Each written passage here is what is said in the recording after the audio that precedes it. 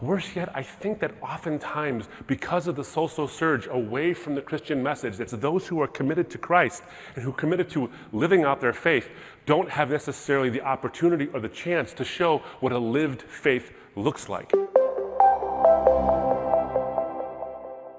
What about those who've never heard of the gospel? If the gospel is the sole means of Jesus' death on the cross and accepting what he did for us is the sole means of salvation, how is it fair that someone who's never had a chance to hear the gospel could possibly be consigned to a hell that they don't know how to avoid? That seems to be the fair question, and I understand the question, and it's good as far as it goes, and I get it. But here's the thing, is that then we get anxious because what we're thinking they mean is, and they usually do mean this, but what we think is going on here is, what about those people who are living in some faraway land for whom no missionary has touched the soil of their country and they've never actually heard this gospel message? Can I challenge this? Because what I think is happening with the social surge that we're seeing is that we think of the third world in terms of a world where people have never heard the gospel. Can I challenge this? I've been on so many different places in this country, in North America, whether in Canada or the US, where I've been on secular campuses where I can tell that the person who's listening to me has never heard the gospel. They've either never heard the actual proclamation of what the good news actually is. They've heard a politicized version or a caricature based by Hollywood. You know, Hollywood is the terrible theologians, by the way. And so you see this, and then you think that's Christianity.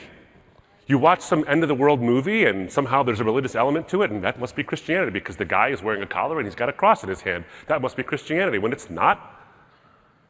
So they either see a caricature of it, or they see a politicized version of it, or they've never heard it at all. Worse yet, I think that oftentimes, because of the social surge away from the Christian message, it's those who are committed to Christ and who are committed to living out their faith don't have necessarily the opportunity or the chance to show what a lived faith looks like. So my question, the deeper question I have for myself, is not, what about those who have never heard in some faraway land that I have to get on a plane to go see? What about those who have never heard, never understood, and never seen the gospel lived out, who are 10 feet from me?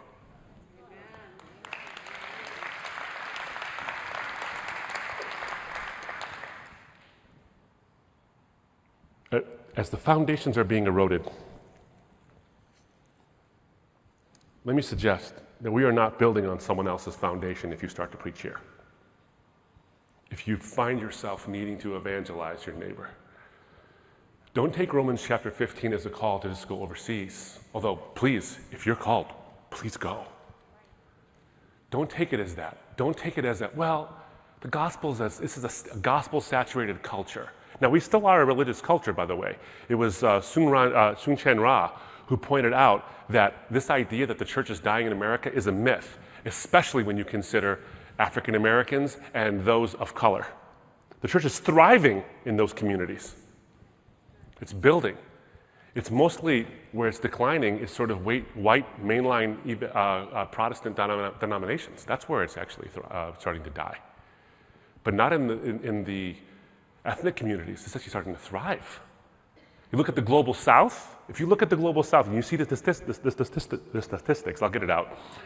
The statistics of the growth of Christianity in the global south, whether it's South America or sub-Saharan Africa or in the East, you'll see that there's a remarkable surge of the gospel message and people who are committing their lives to Christ, even in the face of death. And so we think it's on the decline. That is because we have a very myopic view of what the church is all about.